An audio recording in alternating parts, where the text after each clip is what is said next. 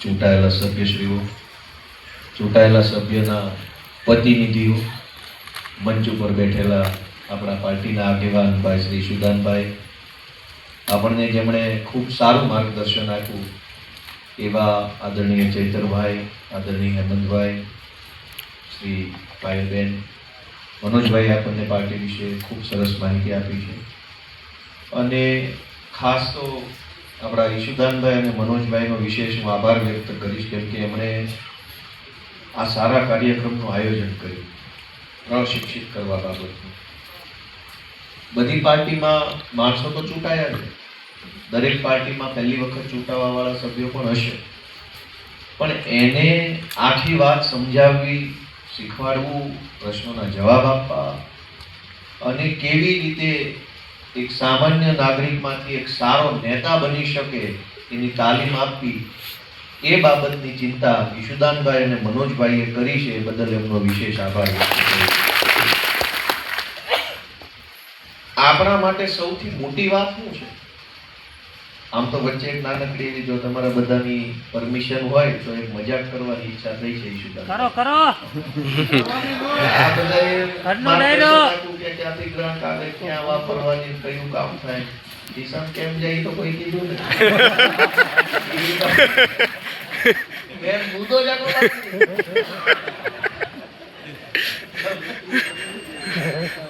એટલે મજાકનો વિષય છે, પણ એટલે વાત એમ છે કે આપણને અહીંયા શું શીખવાડવા બોલાવ્યા છે, શું શીખવાનું? આ બધા લોકો મંચ ઉપર બેઠા છે, એ મંચ સુધી કેવી રીતે પહોંચ્યા? કોઈ શરૂઆત તો એમની એવી હશે ને, સામાન્ય શરૂઆત હશે કે નાનકડા એવા કાર્યકર્તા તરીકે જાહેર જીવનમાં કોઈ પણ પાર્ટીમાં કે કોઈ સામાજિક સંગઠનમાં જોડાયા હશે, પછી કંઈક કામ કરતા હશે, કંઈક કામ કરતા હશે, કંઈક કામ કરતા હશે, અને પછી એક તબક્કો એવો આવ્યો કે અત્યારે મંચ સુધી પહોંચ્યા છે. તો એ શું છે? સૌથી મોટું શીખવા જેવું એ કામ છે.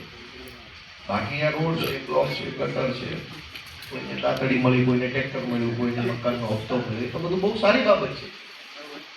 પણ એ બધું જ કર્યા પછી તમે નેતા બનવા જોઈએ, આગળનું પગથિયું વધવા જોઈએ. અને જો આગળનું પગથિયું ન ચડી શકાય તો મને એવું લાગે છે કે આપણી બધી મહેનત જે છે એ ફેલ ગઈ. અને એટલે આજે આપણે પહેલી વખત ચૂંટણી જીતેલા સભ્યમાંથી આવનારા દિવસોમાં ધારાસભ્ય કેમ બની શકાય, સાંસદ સભ્ય કેમ બની શકાય, પાર્ટીના સંગઠનના ઊંચા હોદ્દા ઉપર કેમ પહોંચી શકાય, એ પણ આપણે અહીંથી શીખવું પડશે. કેમ કે ભગવાને 7 કરોડ લોકોમાંથી આટલા હોલમાં બેઠા એટલાને જ તક આપી. કેવડી મોટી વાત છે એનો જરાક આપણને અહેસાસ હોવો જોઈએ.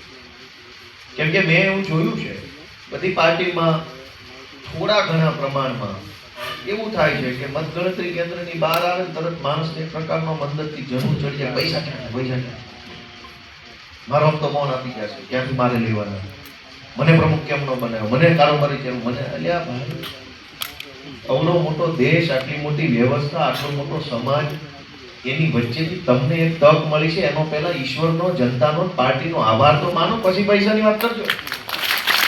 આભાર કોઈનો માનવો નહીં, કોઈ જગ્યાએ રિયલાઇઝ ન કરવું કે મને કેવડી મોટી તક મળી છે. હું તો ઠીક છે, હવે આ બધું ઈશુભાઈની ને મનોજભાઈની, કેજરીવાલ સાહેબની દયાથી ઓલી ધારાસભ્ય બધું બનવાની તક મળી પાર્ટીના પ્લેટફોર્મના કારણે. અમને તો તાલુકાનો સભ્ય, હું ગામનો પંચાયતનો સભ્ય બનવાની તક નથી મળી. તક જ નથી મળી. હોશિયાર તો તે બી હતા, પણ જગ્યાનો અમને તો કમસે કમ પહેલી વખત તો તાલુકાની તક મળી, મને તો એ નહોતી મળી.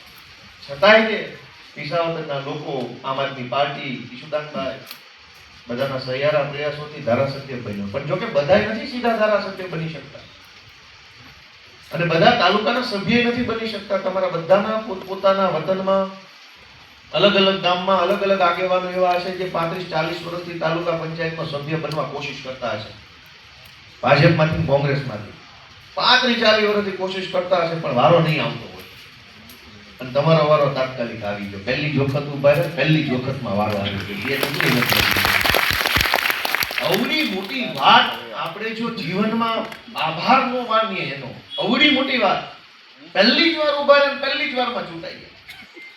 એવું નથી કે 2 ચૂંટણી હારવી પડી, મારે તો એક હારવી પડી. એક ચૂંટણી તો મારે શીખવામાં ગઈ, તમારે તો એકેય ચૂંટણી શીખવામાં નથી ગઈ. ફોર્મ ભર્યું, સીધા સભ્ય થઈ ગયો. આ કોઈ નાની વાત છે? તો મગ્યો નહીં. પણ આ વાતનો અહેસાન કેમ ન માનીએ આપણે? આ વાતનો અહેસાન માનવો જોઈએ, જનતાનો, પાર્ટીનો, સિસ્ટમનો. અને અહીંથી હવે આગળ કેમ વધવું એ શીખવું જોઈએ. એટલે મારી બધાને ખાલી 2-4 બાબતની એક લાગણી છે. ભાઈએ અમરાપુરથી ચૂંટાણા કીધું કે મને કોઈ ફોન ન કર્યો. રાજકારણમાં દોસ્તો આપણે બધાએ આવ્યા છીએ ને, તો આપણે અહીંયા આપણું કંઈક યોગદાન આપવા માટે આવ્યા છીએ. રજૂઆત મંત્રી ફરિયાદો કરવા, મને આમ નથી થતું, મને આમ નથી. મારે ફરિયાદ કરે કેજરીવાલ સાહેબનો ફોન નથી. જીવનમાં આગળ વધવું હોય, મોટા નેતા બનવું હોય, સમાજનું ભલું કરવું હોય, દેશની સેવા કરવી હોય, તો હું શું કરી શકું છું એટલી વાત પકડીને આપણે જીવનમાં હાલવું પડશે. બાકી ફરિયાદોનો કોઈ અંત નથી. અને રાજકારણમાં આપણે છીએ એટલે આપણે કોઈને કહી શકીએ. રાજકારણમાં ન હોય એમ સામાન્ય જીવન જીવતા હોય તો આપણા જીવનમાં પ્રશ્ન ક્યાં ઓછા છે? તો ત્યારે કોને કહેવા જઈએ? અહીંયા તો આ ઈશુદાનભાઈ પ્રમુખ બનાવ્યા છે, મને ધારાસભ્ય બનાવ્યા, કોકને જિલ્લા પ્રમુખ બનાવ્યા, એટલે આંગળી ચીંધવાનું સહેલું છે. કંઈક થાય તો કે જિલ્લા પ્રમુખ આમ, કંઈક થાય તો કે પ્રદેશ પ્રમુખ આમ, કંઈક થાય તો કે મનોજભાઈ આમ. આંગળી ચીંધવી સહેલી એટલે કે એને હોદ્દો આપ્યો અને એ રાજનીતિમાં છે. એ રાજનીતિમાં હોય, તમે રાજનીતિમાં ન હોય, ખિસ્સામાં 5000 રૂપિયાની જરૂર હોય, કોઈક માંદો પડ્યો હોય તો આંગળી ક્યાં ચીંધવાની? તો નથી આંગળી ચીંધી શકાતી. તો સમાજની અંદર હજારો સમસ્યાઓ છે.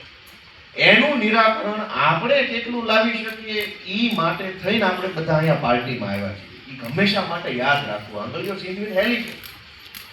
હું ચીંધી શકું, મનીષ સિસોદિયા, કેજરીવાલ પાર્ટીના અનેક લોકો હોય, પણ એવું કામ ન કરાય. આપણને તક આપી છે જનતાએ, એમાં આપણે શું કરી શકીએ એ શીખવાનું. બધા આગેવાનોએ પોતપોતાનો અનુભવ વર્ણન કરતા ઘણી બધી સલાહ સૂચન કરી. હું મારા અનુભવના આધાર ઉપર હું તમને કંઈક કહેવા માંગુ છું કે ધારાસભ્ય બન્યો કે ભાજપ વાળાની તો ટેવ છે કે વિપક્ષમાં છો કામ નહીં થાય. આ એક માહોલ બનાવવાની વાત છે. એવું કઈ ન હોય કે વિપક્ષમાં હોય તો કામ ન થાય. કેમ કે ભાજપ આખા દક્ષિણ ગુજરાત, આખા દક્ષિણ ભારતમાં વિરોધ પક્ષમાં જ છે, તો ત્યાં નહીં થતું હોય. 15 વર્ષથી પશ્ચિમ બંગાળમાં વિરોધ પક્ષમાં હતા. આખા અત્યારે કેરળમાં, તમિલનાડુ, કર્ણાટકમાં, ત્યાં આંધ્રપ્રદેશમાં બધે વિરોધ પક્ષમાં જ છે. હિમાચલ પ્રદેશમાં વિરોધ પક્ષમાં છે. તો કોઈ ભાજપ વાળાને 2 બીડી પીવડાવીને પૂછું તમે જ્યાં વિરોધ પક્ષમાં છો ત્યાં કામ થાય છે કે નથી થતા? દેશની વ્યવસ્થા એવી બનેલી છે કે એક સત્તા પક્ષ છે, એક વિરોધ પક્ષ છે. સત્તા પક્ષ હોય તો એની પાસે નિર્ણય લેવાની સત્તા મોટી હોય, વિરોધ પક્ષ પાસે ઓછી સત્તા હોય. બિલકુલ ન થાય એવું ક્યાંય હોય જ નહીં. કેમ કે સરકારનો જે નિર્ણય છે એ તો ગાંધીનગરથી આખા ગુજરાતના તમામ ગામ, તમામ વ્યક્તિ માટે લેવામાં આવે છે. એટલે એવું નથી કે તાલુકા પંચાયત જ સર્વે સર્વા નિર્ણય લેશે અને ત્યાં જે નક્કી થઈ ગયું છે. આખા સરકારે યોજના આખા ગુજરાત માટે બનાવી કે ભાઈ જે બહેનો વિધવા હશે એ બધાને 1200 રૂપિયા સહાય મળશે. આ તો નક્કી ક્યાં થયું? ગાંધીનગરમાં થયું, તાલુકા પંચાયતમાં. કયો છે? તો આપણું કામ એટલું જ છે કે આપણા મત વિસ્તારમાં જે બહેનો વિધવા હોય એનું ફોર્મ ભરાઈ દેવું. એ નીતિ નિયમમાં આવતા હશે, 1200 મળતા થઈ જાય. આમાં વિરોધ પક્ષનું કામ ન થાય એ વાત ક્યાં આવી? કયો છે? થાય કે ન થાય? 3 જણાએ આ પાડી, બાકી નહીં પરાણે આ પાડી, તોય અડધા બાકી થઈ ગયા. ભાઈ વિધવા બહેનોને 1200 રૂપિયા સહાય મળશે. એ યોજના તાલુકા પંચાયતમાં બની કે ગ્રામ પંચાયતમાં કે વિધાનસભામાં? વિધાનસભા. તો એનો અર્થ એ છે ને આખા ગુજરાતમાં જે બહેનો વિધવા હશે લાભ મળશે. હા. તો તમે કોઈ તમારા મત વિસ્તારની બહેનોને મદદ કરો ફોર્મ ભરાવવામાં, સહી સિક્કામાં, સોગંદનામું કરાવવામાં, તો એને 1200 રૂપિયા મળે કે ન મળે? મળે. તો વિરોધ પક્ષનું કામ થયું કહેવાય કે ન થયું કહેવાય? થયું. જે માણસ મકાન વિહોણો, જમીન વિહોણો માણસ હોય એને 100 વારનો મફતનો પ્લોટ આપો. એ યોજના તાલુકા પંચાયતમાં બની કે ગાંધીનગરમાં બની? તો બધા માટે બની કે એક વ્યક્તિ માટે બની? હવે તમારા મત વિસ્તારમાં કોઈ માણસ કે નાનો માણસ રહેતો હોય જેની પાસે પ્લોટ ન હોય, એને હારે રહી, સાથે રાખી, કાગળિયા કરાવી, ભલામણ કરી, તલાટીને મળી, ટીડીઓને મળી, પ્રાંત ઓફિસે જઈને 100 વારિયા પ્લોટનું ફોર્મ ભરાવો અને 2-4-6 મહિને વહીવટી પ્રક્રિયાના અંતે એને પ્લોટ મળે, તો વિરોધ પક્ષનું કામ થયું કહેવાય કે ન થયું કહેવાય? પાછી 3 જણા આ પાડે એનો આભાર. મને તમે કહો ભાઈ વિરોધ પક્ષનું કામ થયું કહેવાય કે ન થયું કહેવાય? તો દરેક સરકારી કામ, રોડ હોય, ગટર હોય, બ્લોક હોય, બાકડા હોય, ઝાડવા હોય, ટ્રેક્ટર હોય, સબસિડી હોય, બધું જ થાય. એમાં વિરોધ પક્ષ ને સત્તા પક્ષ કઈ છે જ નહીં. સરકારે નક્કી કરેલું છે કે આ કામ કરવાનું છે ને આ નથી કરવાનું. તો એ તો સરકારે નક્કી કર્યું. દરેક મુદ્દા ગાંધીનગરથી નક્કી થયા છે. નીચેના માણસોએ તો એ સરકારે નક્કી કરેલા મુદ્દાનો અમલ કરાવવાનો છે, પોતે નિર્ણય નથી કરવાનો. કેવા બ્લોક બનશે, કેવા રોડ બનશે, કેવી ગટર બનશે, બધા જ નિયમો સરકારે ગાંધીનગરથી બનાવ્યા છે. તાલુકા જિલ્લાએ તેનો અમલ કરાવવાનો છે, કયા ગામમાં નાખવું ને કયા ગામમાં ન નાખવું. એમાં એવું કઈ થોડું છે કે ભાઈ તાલુકા પંચાયતની અંદર વડાપ્રધાન બેસે, એ નહીં થવા દે. તો પહેલા આપણે હંમેશા એક વાતની પોઝિટિવિટી રાખીએ કે દરેક કામ થાય, એકય કામ એવું ન હોય ન થાય. પણ બહુ મોટો પ્રોજેક્ટ હોય તો કદાચ આપણા કારણે ન થાય, કેમ કે આપણે વિરોધ પક્ષમાં છીએ. બહુ મોટી યોજના, બહુ મોટો પ્રોજેક્ટ, બહુ મોટું કંઈક એવું બનાવવું હોય, મોટી યુનિવર્સિટીઓ બનાવવી હોય, એરપોર્ટ બનાવવા હોય, મોટા રેલવે સ્ટેશન, તો ન થાય. સામાન્ય કામ તો થાય જ. અને બધે થાય છે. ચૈતરભાઈ ત્યાં થાય છે, વિસાવદરમાં થાય છે, અને હેમંતભાઈ ત્યાં થાય છે. કેમ ન થાય? પણ કામ કરાવવાની એક રસ્તો છે. મેં તો વ્યક્તિગત રીતે એવું અનુભવ્યું છે કે સરકારમાં અનેક અધિકારીઓને ખરેખર સારું કામ કરવામાં બહુ રસ છે, પણ એને સારો નેતા નથી મળતો. ભાજપના મોટા ભાગના નેતાઓ જે છે એ કોન્ટ્રાક્ટર ટાઈપની માનસિકતા વાળા છે કે આમાં મને શું મળે, મારો ભાગ કેટલો, મારી કટકી કેટલી, મારું કમિશન કેટલું, મારા માણસોને ટેન્ડર આપો. આવા જ વધ્યા છે. 100 નેતા છે એમાંથી 92 આવા છે. દરેક સરકારી માણસ ચોર છે એવું હોય નહીં. અનેક માણસો મને એવા સારા દેખાણા છે કે એને ખરેખર સારું કામ કરવું છે, પણ નેતા જ આખો એવો આવે એની સામે ભાઈ આ ફાઇલ પર સહી કરી દો મારા માણસને કોન્ટ્રાક્ટ મળે. તો અધિકારી શું કરે? વાત સમજ્યા કે ન સમજ્યા? આગળ વાળાને જવાબ આવતો એવું લાગે છે મારો. એટલે સ્પીકર ચાલુ છે વાહે. અનેક અધિકારી હારા. ચૈતરભાઈ, હેમંતભાઈ, પાયલબેને બધા કઈ રીતની કમિટી હોય, કઈ રીતના નિયમો હોય, કઈ ફાઇલ હોય, કઈ ડાયગ્રામ ને આ તે ઘણું કીધું. પણ સાચો રસ્તો શીખવાનો એ છે કે અઠવાડિયામાં ઓછામાં ઓછું 3 વખત તમારી તાલુકા પંચાયતે, મામલતદાર ઓફિસે, પ્રાંત ઓફિસે, વન વિભાગની ઓફિસે એમથી જવું. કામ હોય તો જવું, ન હોય તો જવું. ત્યાં ગમે એ સાહેબને અડધી કલાક ધીરજ સાથે નિરાતે મળવું. એનું નામ પૂછવું, નામ પૂછવું, શું ભણેલા છે, પહેલા ક્યાં હતા, શું કરે છે, એની ઓળખાણ કરવી, આપણો નંબર આપવો, એનો નંબર લઈ લેવો. કઈ કામ હોય સાહેબ કહેજો, હું અહીંયા જ રહું છું, મકાન ભાડે લેવું હોય તો કહેજો, છોકરા બોકરાને ઓળખાણ કરી લેવી પડે. તમે ચૂંટાયેલા માણસ છો એટલે તેમ કહેશો એમ કરવા મળશે એવું કઈ હોય નહીં. ભાજપ વાળાનું નથી ગાંઠતા, આપણું શું કરે? એટલે ધારાસભ્ય ચીઠી લખે 10-6 મહિને